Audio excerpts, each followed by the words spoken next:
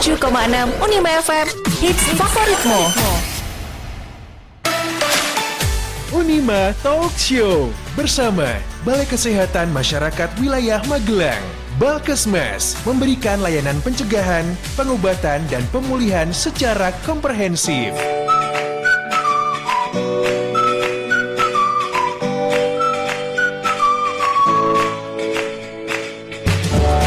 Assalamualaikum warahmatullahi wabarakatuh. 87,6 Unima FM, hits favoritmu. Kerabat Unima, selamat datang di Unima Talk Show bersama Balkesmas Wilayah Magelang. Tema kita kali ini adalah menjaga kesehatan mental pada anak. Kira-kira seperti apa pembahasannya gitu kan? Nah, di studio Unima FM ini sudah hadir narasumber yang cantik dari dulu memang udah cantik ya. Oke, aku mau kenalan dulu. Assalamualaikum, selamat datang buat Dr. Cahyaning Tias. Waalaikumsalam warahmatullahi wabarakatuh. Sehat dokter? Alhamdulillah sehat. Oke, sehat ya, selamat datang di BPF. Iya. Kembali lagi di sini. Iya, jumpa lagi Dr. Tias di sini. Kayak lagu Messi. Oke, di samping Dr. Tias ada juga Mbak Erna Kartikawati. Assalamualaikum Mbak Erna. Waalaikumsalam. Sehat Mbak Erna? Alhamdulillah. Luar biasa ya. Coklat. Orange, merah. Kayak kue lapis kita. Oke, selamat datang lagi ya buat dokternya dan juga Mbak Erna di Unima FM ini. Dan Kerabat Unima saat ini kalau ngomong seputar kesehatan mental, itu merupakan isu yang menjadi perhatian masyarakat ya. Karena kesehatan mental pada anak sama pentingnya dengan kesehatan fisik, dan juga orang tua punya peranan yang cukup besar untuk mengawal perkembangan mental seorang anak ini. Kira-kira seperti apa sih pembahasannya gitu kan? Bagaimana juga cara untuk membentuk dan menjaga kesehatan mental pada anak-anak kita? Yang pastinya kamu harus gabung juga di Unima Talk Show bersama Balkesmas Wilayah Magelang ya. SMS WhatsApp boleh banget di 0811 2533 876 atau bisa juga via live Instagram di @876unimafm, live streaming di unimafm.com. Nah, ini aku mau ke narasumber dulu ya. Boleh Dr. Tias atau Mbak Erna nih ya. Kalau ngomongin seputar tentang anak, sebenarnya seperti apa sih kriteria untuk pembagian usia pada anak sendiri? Sebelum memulai bahasan itu, ini ya saya bahas sedikit tentang Hari Internasional, Hari Anak Internasional. Oh iya, benar-benar. Tanggal 1 Juni kemarin itu diperingati sebagai Hari Anak Internasional. Makanya kami mengangkat tema kesehatan mental anak. Karena pada akhir-akhir ini banyak kasus yang terjadi pada anak, bullying, sampai ada yang bunuh diri, sampai ada yang tidak mau melakukan sesuatu yang dia sukai akibat tadi mentalnya, akibat dari perbuatan orang-orang yang tidak bertanggung jawab gitu. Yang paling terbaru ini mungkin ini ya, ngelihat berita atau membaca berita Rafathar itu. Jadi dia kan suka Argentina, tapi ketika ditawarin Rafathar jadi pendamping ini, dia pemain Argentina, nggak mau dianya karena takut dibully nanti kalau misalnya kalah seperti itu. Dia trauma juga katanya ya dengan omongan-omongan netizen gitu. Iya. Atau ini bulan Februari 2023 kemarin ada kasus bunuh diri, ya kan? Ternyata dia malu karena sering dibully temennya, nggak punya ayah gitu. Jadi yang bully ya teman-temannya sendiri, itu kan sangat disayangkan ya. Betul. Ejekan dari teman sebayanya mengakibatkan mental si anak ini down, mungkin gak ada tempat cerita, akhirnya memutuskan untuk mengakhiri hidupnya. Betul. Ya. Banyak kasus-kasus yang lain tapi nggak bisa saya sampaikan semuanya di sini. Jadi anak itu menurut jadi ada peraturan tentang perlindungan anak, peraturan Menteri Kesehatan nomor 25 tahun 2014 itu menyebutkan bahwa anak itu adalah seorang yang berusia sampai 18 tahun. Jadi semua anak dari lahir sampai usia 18 tahun masih disebut anak. Tapi ada pembagiannya lagi. Misalnya neonatus, bayi baru lahir itu 0 hari sampai 28 hari sampai 1 bulan. Dari 1 bulan sampai 59 bulan disebut balita gitu. Nah, dari 5 tahun sampai 18 tahun itu disebut sebagai anak. Ada bagian lagi sebagai remaja. Itu bagian anak menurut Permenkes nomor 25 tahun 2014. Oke. Jadi seperti ya pembagian klasifikasi usia pada anak-anak Ya. seperti dia. Dan juga untuk tadi sempat juga di-share sama Dokter Tias bahwa banyak banget kasus bullying yang Ya. ada gitu kan, dan juga mungkin berawal dari ejekan-ejekan yang dibilang mungkin bercanda. Ya. Ih kak ono kayak gitu, biasanya kayak gitu ya, Ya. Dok ya. Dan akhirnya juga membuat mental si anak nanti bisa ngedown juga. Benar. Nah ini kalau ngomong seputar mental anak, sebenarnya faktor-faktor apa sih Dok yang bisa mempengaruhi terjadinya gangguan dari kesehatan mental si anak sendiri? Ada banyak faktor yang penting itu ada faktor risiko dan faktor penguat gitu. Faktor risiko bisa dari pola asuh misalnya ada keluarga yang temperamen jadi sering marah-marah ke anaknya itu bisa berisiko menyebabkan mental si anak ini jadi tidak baik. Ada tuntutan dari orang tua, pola asuh yang tidak baik, sosial ekonomi yang kurang, pendidikan orang tua yang rendah itu bisa tadi mempengaruhi faktor risiko. Faktor penguat misalnya dari komunikasi orang tua yang baik, pola asuh, tidak ada tuntutan. Kan kadang ada orang tua yang tidak membebani, tidak menuntut kan.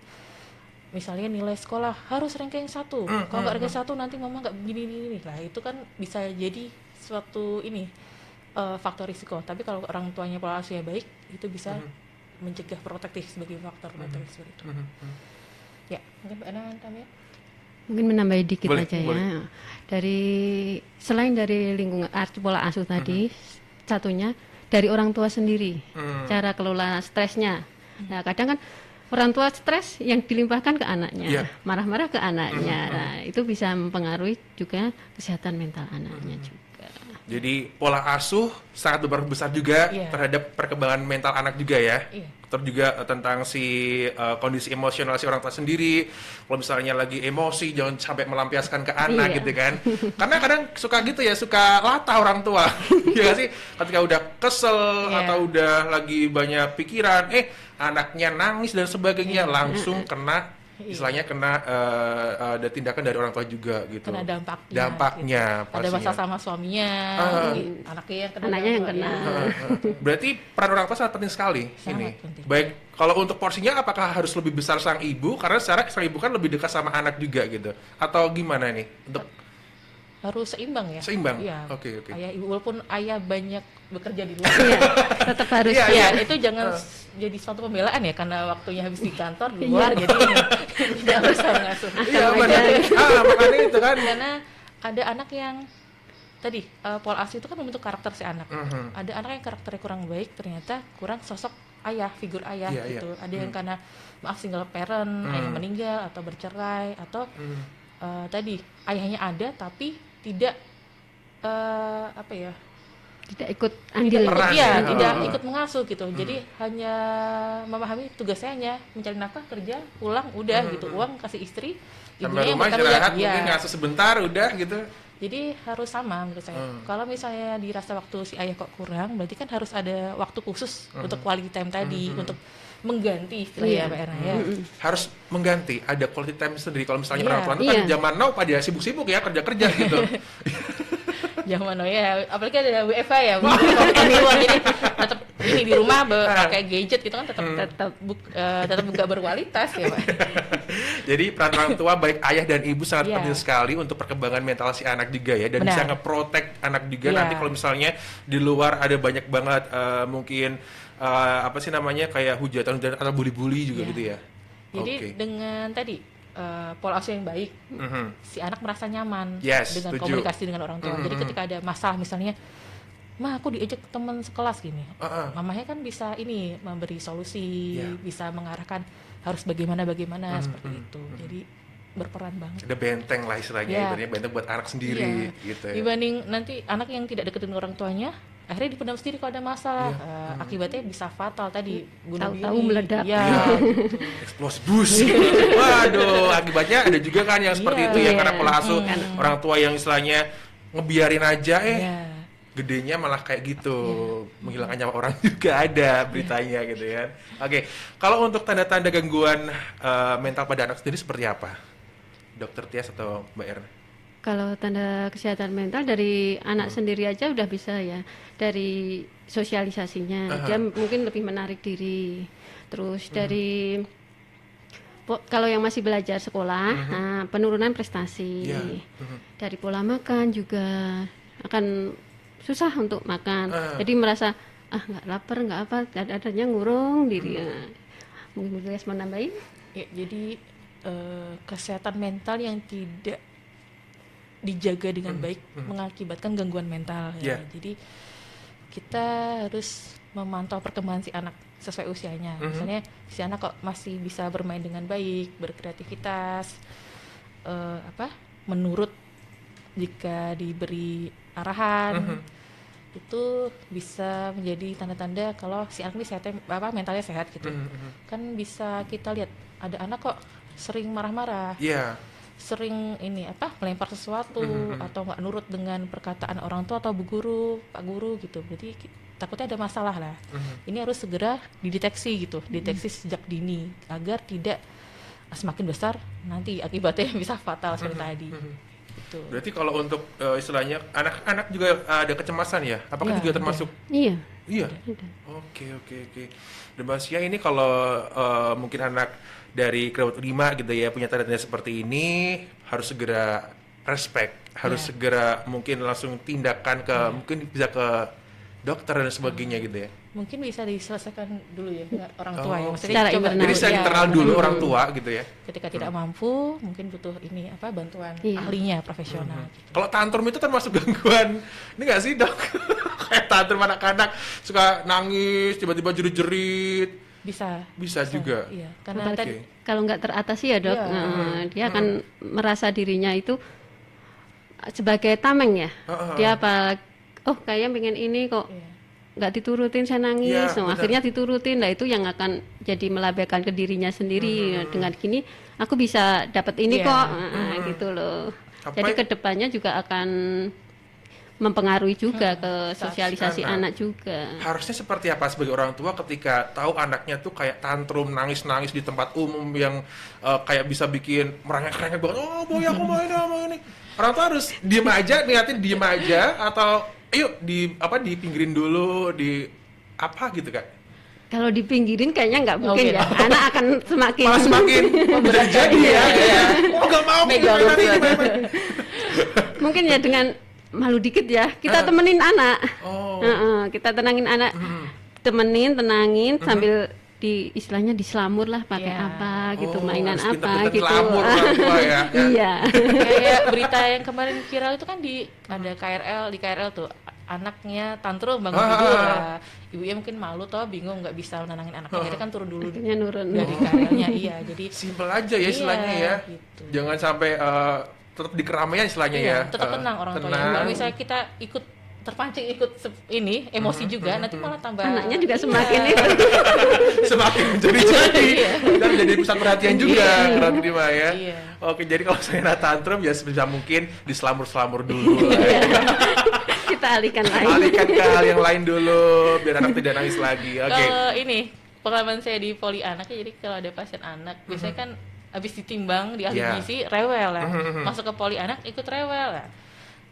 Saya nyiasatinya nyetel YouTube, tontonin apa yang dia suka, dia anteng gitu. Saya bisa periksa dengan tenang gitu. Jadi tunggu tenang, saya nggak bisa periksa anak saat kondisi rewel gitu. Dan jangan dipaksa, tunggu tenang dulu.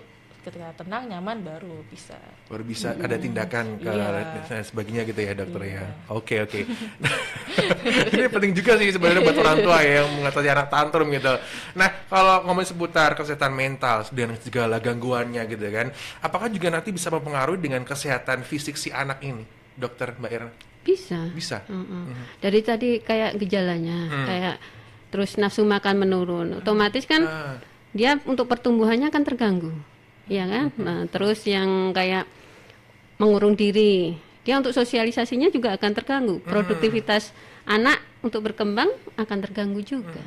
Jadi kesehatan fisik mental juga sama pentingnya dengan kesehatan fisik. Sulit tidur gitu ya.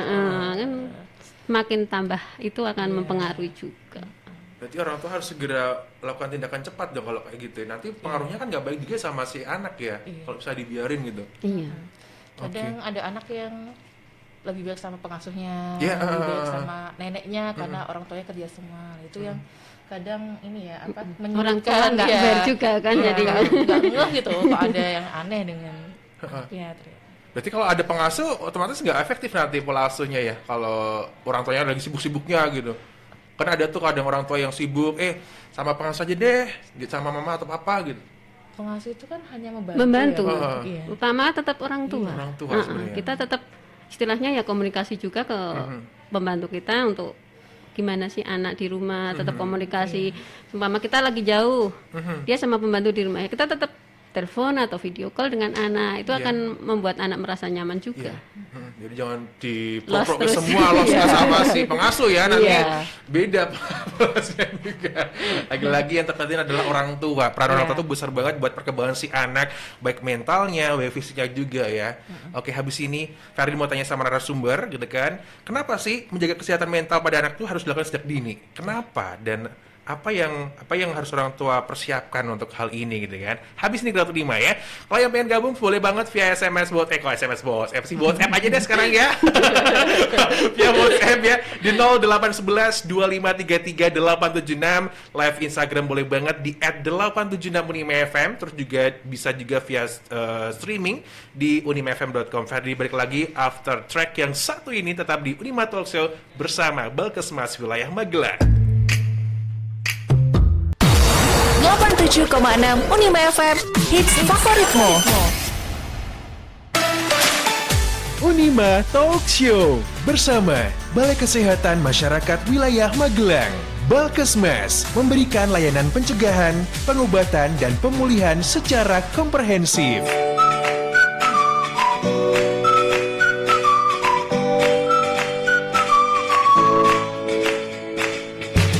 Yes, Gratu 5 masih di Unima Talk Show bersama Balkesmas Wilayah Magelang. Temanya kita kali ini adalah menjaga kesehatan mental pada anak. Nah, tadi sudah di-share sama narasumber gitu kan tentang sebenarnya apa sih faktor penyebab dari gangguan kesehatan mental anak, gejalanya seperti apa juga. Gangguan kesehatan mental itu ternyata pengaruh juga nih sama kesehatan fisik pada anak juga gitu kan. Nah, yang bakal Ferdi tanyain ke narasumber lagi adalah kenapa sih menjaga kesehatan mental pada anak itu harus dilakukan sejak dini? Kenapa? Emang ada apa sih? Ada usia maskah atau seperti apa nih, Dokter Tias? Bukan karena ada usia mas ya. Karena tadi mental anak itu bisa membentuk karakter nanti saat dewasa. Jadi sedini mungkin kita harus mengetahui, mendeteksi gitu. Ketika ada masalah dikit kita harus langsung ini pantau.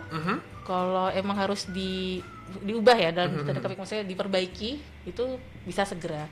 Karena kalau karakter yang sudah, karakter tidak baik yang sudah lama sampai dewasa itu kan susah diperbaiki. Betul. Gitu. Dan dampak dari kesehatan mental itu kadang tidak bisa diprediksi.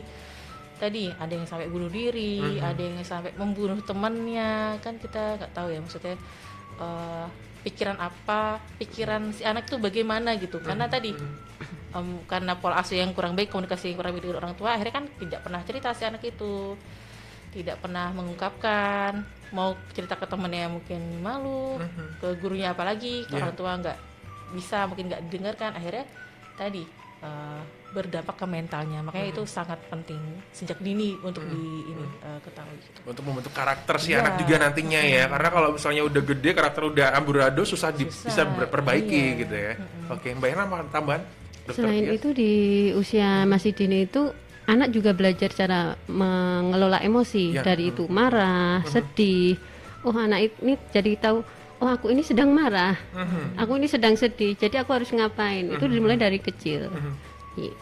Jadinya ya sangat penting dari kecil itu mulai menjelaskan ini namanya marah, ini namanya sedih, ini namanya apalah gitulah. Jadi anak akan semakin tahu cara mengelola emosinya sendiri. Jadi kesiapan orang tua tuh perlu banget ya. Iya, orang tua itu harus belajar terus dari Iya, makanya itu. Jangan kalau misalnya belum siap ya dulu lah istilahnya ya. Kalau belum siap nanti nggak mulai-mulai gitu. Oh, berarti harus Iya. ada keyakinan juga, Mbak. Aku pengen nih untuk Karena anak itu juga sebagai guru dari orang tua gitu. baru mulai jadi orang tua. Iya. Bayi baru lahir, semakin nambah usia kan ada perbedaan karakter Betul, anak, betul. pertumbuhan. Jadi anak itu guru dari si orang tua gitu. Jadi saya tetap harus belajar terus.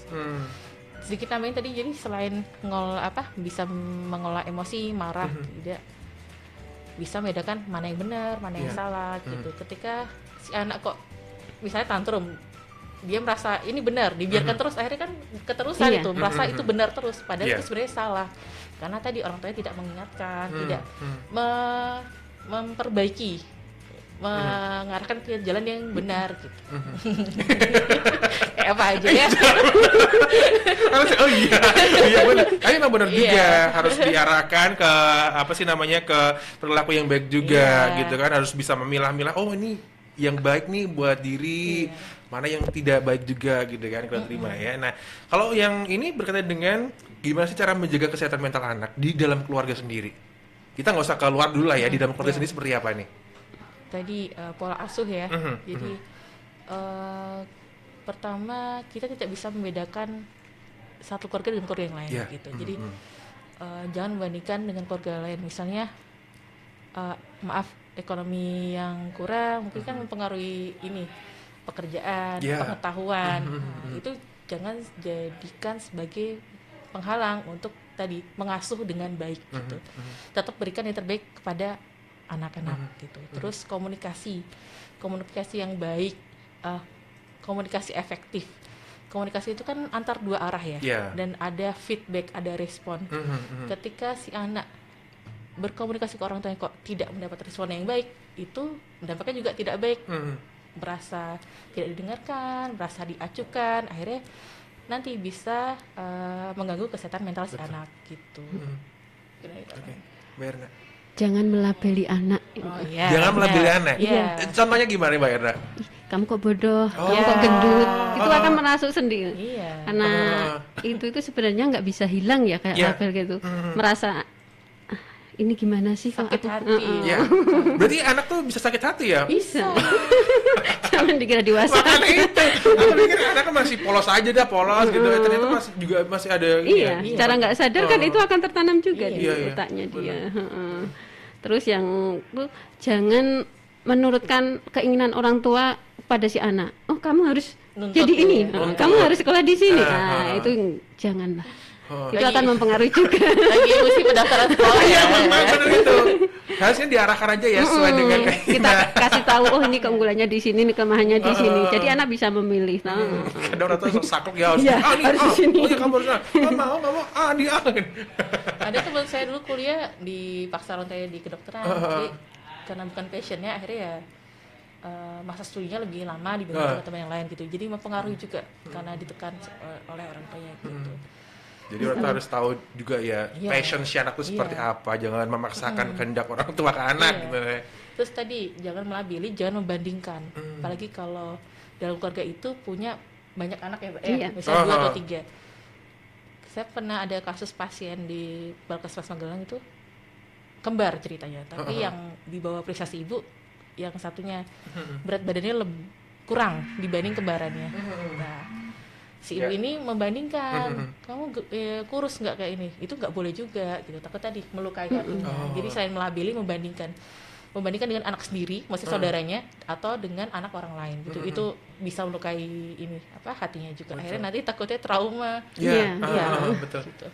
Stop labeling pada anak, stop comparing Yes. sesama dengan anak ataupun juga dengan Keluarga, anak keluarga saudara lain ya, Kak, gitu adiknya gitu. Karena itu bisa membebani diri juga gitu Iya. pada si anak ya.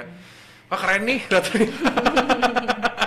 Oke, dan maksudnya kalau kita ngomong seputar perilaku anak tuh kan susah ditebak juga ya. Ada yang kalem, ada yang tidak gitu. Nah, gimana cara orang tua tuh bisa waspada pada perilaku anak yang berpotensi menimbulkan gangguan mental? Ini seperti apa? Apa yang perlu diwaspadai oleh orang tua?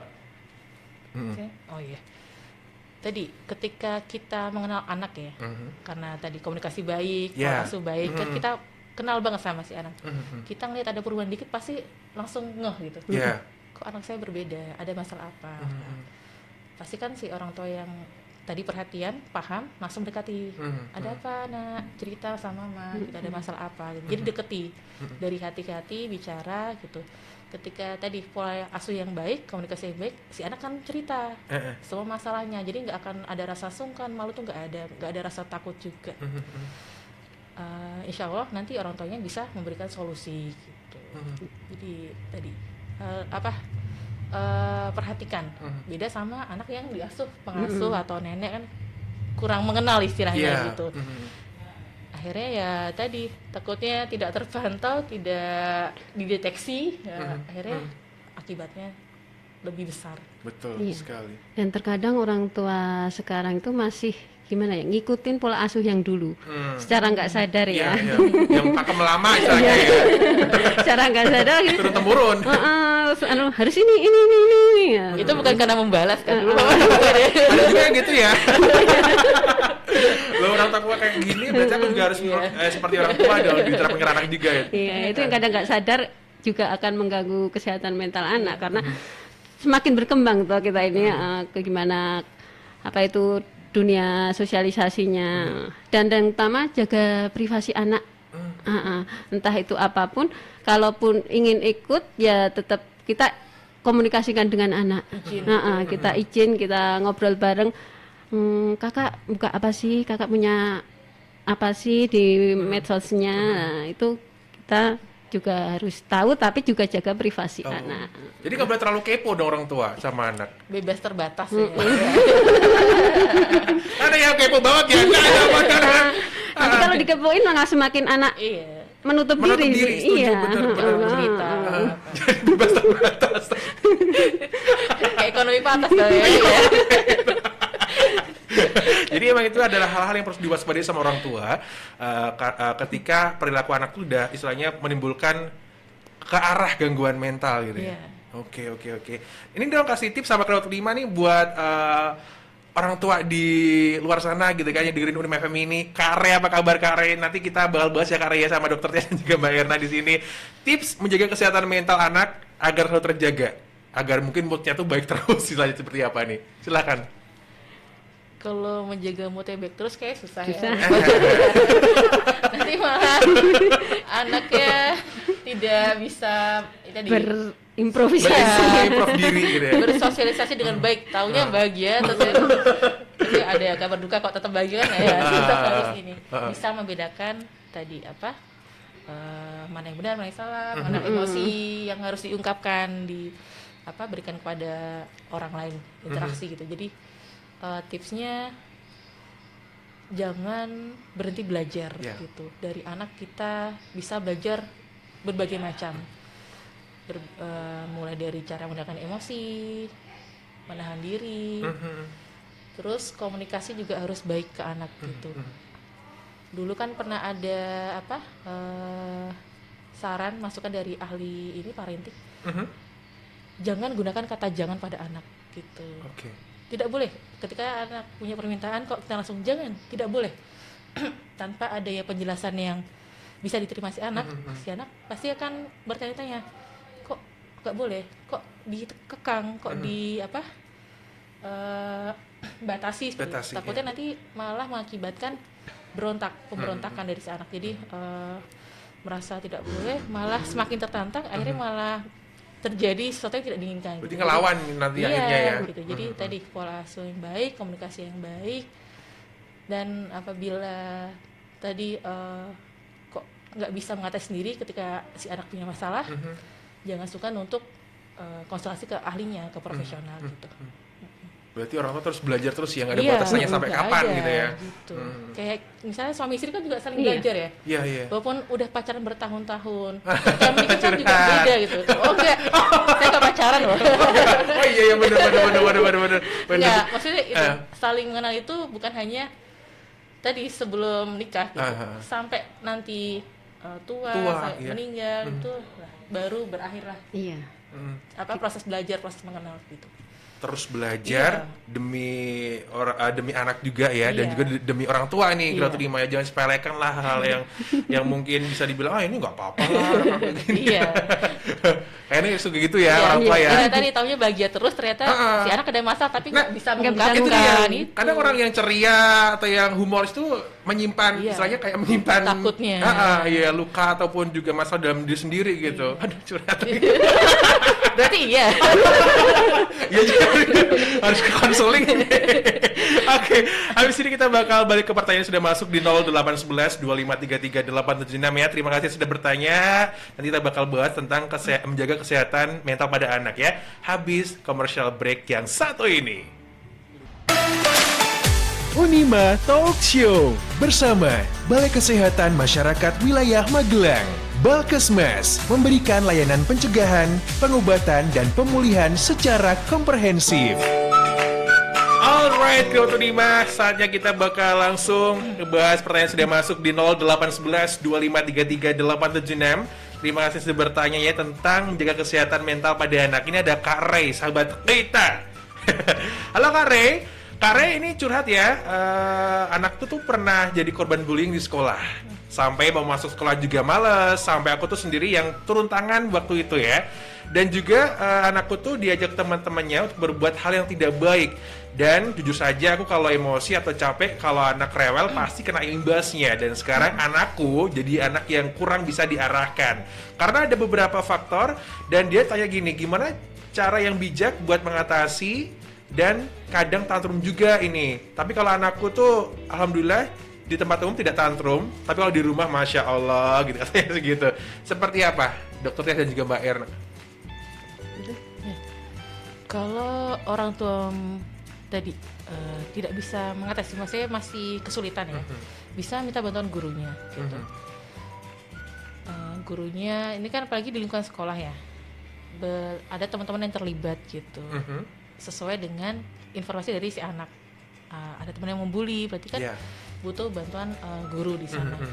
Tapi ketika tetap tidak bisa berubah, tetap anaknya merasa tidak nyaman di sana, mungkin ada opsi untuk pindah sekolah gitu. Karena kemarin sempat ada kasus yang viral itu, video viral yang anak karena dibully pindah sekolah ke SLB gitu. Jadi betul kita tetap harus memperhatikan kenyamanan si anak gitu, karena itu mempengaruhi psikologisnya, pertumbuhannya, perkembangannya. Tadi seperti yang dijelaskan sama Mbak Erna di awal, ketika ada perubahan pola makan, gaya tidur, pola tidur, itu tadi mempengaruhi pertumbuhannya. Nah, takutnya masalah-masalah bully, diejek, takut bully temennya, takut ketemu temennya, berarti kan ada masalah di interaksi sosialnya. Nah, itu takutnya mempengaruhi tadi ke fisiknya, malah bikin sakit gitu. Jadi saran saya tadi, ketika tidak bisa diatasi, misalnya sudah konsultasi ke gurunya, ke profesional, tidak bisa ada solusi, mungkin opsi pindah sekolah bisa. Oke, anaknya Kak Ray 9 tahun ya ini ya. Oh, iya, 9 tahun gitu. Oke, terima kasih juga yang sudah gabung di 0811 2533 876. Tadi ada Mbak Dia juga ya, gimana cara mensiasati anak tantrum di tempat umum. Kan malu juga ya dilihat orang banyak. Seperti apa? Tantrum lagi ini. Iya, kayak tadi. Kita harus istilahnya ya nahan malu. Ya. Semakin anak akan dikekang, dihentikan, dia akan semakin berontak. Nah, karena tantrum itu kan peluapan emosi anak, karena keinginan anak itu nggak terwujud. Nah, sekali kita seumpama mau minta beli ini, terus diturutin karena malu tantrum, nah itu nanti jadinya aku dengan gini diturutin, aku besok itu lagi lah kalau pengen ini. Nah, itu akan membawa anak kedepannya juga akan kayak gitu terus. Nah, cuma kita yang bisa kita lakukan ya udah temenin dulu, kita ajak ngobrol kalau udah mulai tenang, terus kita komunikasikan apa sih yang nyebabin adik kayak gini gitu. Terus kalau sekarang belum bisa, kapan-kapan aja kita terangin aja alasan kenapa nggak bisa diturutin dan harus apa, itu kita komunikasikan bersama aja. Jadi tadi benar dideteksi toh tantrum, berarti ini ada masalah mentalnya gitu. Jadi setelah deteksi kita arahkan yang benar, yang yang baik seperti apa, dijelaskan ya, yang benar seperti apa, yang salah seperti apa. Jadi di kemudian hari diharapkan si anak tidak melakukan hal yang sama. Sudah bisa mengelola emosinya Iya. sendiri. Betul sekali ya. Jadi ini jangan apa-apa Turutin langsung. terus ya. Nah, oke. Ada Mas Indra di Mungkit. Anak saya umur 8 tahun, laki-laki sudah SD. Kalau pas punya keinginan tertentu, kemudian ibunya langsung jawab, nggak boleh gitu. Itu reaksi dia langsung kecewa, murung dan juga mutungan. Bahasa Jawanya gitu ya. Untuk balik lagi pada mood normal agak lama. Harus gimana sih cara mensiasati anak seperti ini gitu? Ya. Seperti apa? Tadi harus ada penjelasan. Jangan bilang ke anak nggak boleh, Ya, jangan. Tapi betul. tidak ada penjelasan yang bisa dipahami si anak. Jadi anak kan merasa kok aku dihalangi, dibatasi, dikekang. Akhirnya tadi terjadi tantrum bisa. Iya, betul. Dipendam atau enggak, maksudnya dipendam nanti meledak suatu saat yang bisa berakibat tidak baik seperti itu. Jadi komunikasi orang tua ke anak itu selain efektif harus baik. Jangan memaksakan kehendak gitu.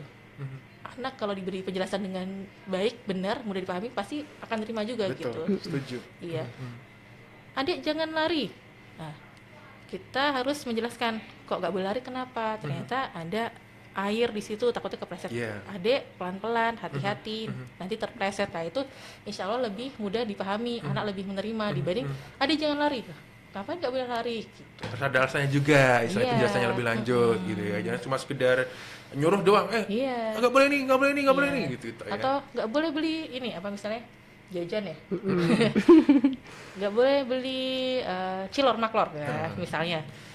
Harus jelaskan, adik kalau makan ini lagi nanti amadalnya radang misalnya lagi Ya, ada punya sakit ada- amadal ya. misalnya, jadi ya diberi penjelasan karena sebagian anak pasti ini paham gitu, kecuali emang ada anak-anak yang tadi deteksinya terlambat gitu, Iya. jadi sudah terlambat, karakternya udah kuat, akhirnya tetap tantrum gitu. Jadi sebagian besar ada yang masih sebagian ada yang masih seperti itu ya Mbak ya. Seperti itu. Pokoknya hindari kata jangan, Iya. nggak Jangan. boleh. Iya. Jangan, Karena nggak kadang boleh. ada yang terekam ke anak itu jangannya, yang lain nggak kerekam. Oke, siap ya, kerat dua ya. Ada Mas Budi, cara sederhana mendeteksi kesehatan mental anak dengan cara mandiri di rumah dan seperti apa? Dan juga langsung ya ini ya, ciri-ciri anak sehat mental gimana nih dari Mbak Dina? Iya. 2 pertanyaan. Mirip ya. Mirip-mirip gitu ya. Oh. Jadi anak yang sehat mental itu terlihat ceria, kreatif, Yep. dia beraktivitas sesuai usianya gitu. Terus tidak sungkan untuk berinteraksi dengan orang baru. Kan ada anak yang takut ketemu orang baru. Betul. Takutnya karena ada trauma, akhirnya takut. Maksudnya karena ditakut-takutin, karena apain misalnya dicium-cium, kan ada anak yang nggak suka dicium Iya. gitu. Terus perkembangan ini, jadi selain biologis, emosional, ada kognitif. Kalau kognitifnya itu dia belajar dengan baik gitu, bisa belajar menulis dengan baik, menghafal dengan baik. Secara sosial emosional bisa membedakan tadi benar dan salah. Misalnya apa ya, benar dan salah untuk mengajari anak-anak Ngajarin itu kan anak ya. yang sederhana itu Saya nggak boleh ini, nggak boleh. nggak boleh. Ya, nggak boleh. Jangan bilang nggak boleh. Nah ini nggak baik loh. Iya. Nah ini nggak baik gitu. Apa ya, misalnya yang tidak baik itu sudah balita, adik kan kadang ada yang masih pakai pampers ya. Nah gitu, jadi adik sudah besar, jadi kalau pipi kebelet pipis misalnya mau buang air kecil harus kamar mandi gitu. Jadi ya benar seperti itu. Karena kalau misalnya anak yang kurang diberikan pemahaman, ada yang ngompol lagi dimarahin, akhirnya kan dia jadi apa? Kayaknya minder gitu. Iya, Minder dan suka buat ngomong lagi ya. bisa membedakan benar dan salah. Kebelet pipis harus kamar mandi kan, Iya. ya benar seperti itu. Ada anak yang aku takut karena dimarahin, takut bilang mama mau pipis, akhirnya kan kamar mandi, ngantar kamar mandi, Iya. akhirnya ngompol. Itu kan salah, jadi bisa bedakan benar dan salah gitu. Terus apa lagi ya? banyak banget Iya, ya, iya. banyak contoh-contoh yang bisa dipelajari juga sama Iya. orang tua gitu kan. Gak boleh ngelepeh makanan. Iya. Dan tadi Susah ya. mental yang susah ya buat bilang tidak boleh tuh susah gitu. Nah jangan juga nggak boleh. tadi yang emang komunikasi sih ya. Komunikasi, penting, ya. ya. Dengan komunikasi yang baik dididik dengan orang tua yang bisa berkomunikasi dengan baik itu akhirnya kan dia mau berkomunikasi. Jadi Yap. ketika ada masalah dia mau cerita. Jadi anaknya sehat mental itu seperti itu, bukan yang memendam, murung yang tadi akhirnya jadi pendiam di rumah, nggak mau ngapa-ngapain, ngunci di kamar gitu. Itu yang tidak sehat. Jadi komunikasi. Oke, komunikasi penting Yang sekali mau ya. berkomunikasi. Ya. Oke, Kak Terima ya. Kalau misalnya masih ada pertanyaan tentang kesehatan mental pada anak, bisa langsung ke website Balkesmas Wilayah Iya. Magelang ya. Di situ ada portal khusus buat nanti sesi curhat Bisa. juga. Atau gitu mau datang langsung ke Balkesmas Magelang, itu ada klinik holistik. Jadi kami menerima konsultasi kerabat Unima yang mempunyai masalah, yang mau curhat tapi nggak ada teman buat Iya. curhat, nah, bisa datang kami gitu. Bersama Kang Abim. Kang Abim ya. Salam sehat buat Kang Abim ya. Bisa disampaikan. Oke, nggak kerasa udah jam 11-an nih kalau Terima ya. Sesi terakhir dong, pasti statement dari narasumber dari Dokter Tias dulu, silakan. Ya, pesan buat kerabat Unima yang sekarang menjadi orang tua di manapun berada, tetap belajar gitu. Belajar, anak itu guru kita. Jangan malu, jangan sungkan untuk menerima semua ilmu yang dapat dari anak gitu. Dan pola asuh komunikasi yang baik itu sangat berperan penting dalam menjaga mental si anak. Yes. Terima kasih. Terima kasih Dokter Tias dari Mbak Erna, silakan. Kesehatan mental sama pentingnya dengan kesehatan fisik. Itu akan menunjang pertumbuhan anak, sosialisasi anak, dan kreativitas anak. Jadi tetaplah untuk selalu komunikasi anak sebagai kita orang tua agar anak juga bisa terbuka kepada kita. Wow, luar biasa sekali. Terima kasih sekali lagi buat Dr. Cahyaning Tias dan juga Mbak Erna Kartikawati dari Balkesmas Wilayah Magelang ya. Kerabat Unima, terima kasih juga sudah gabung di Unima Talk Show bersama Balkesmas Wilayah Magelang.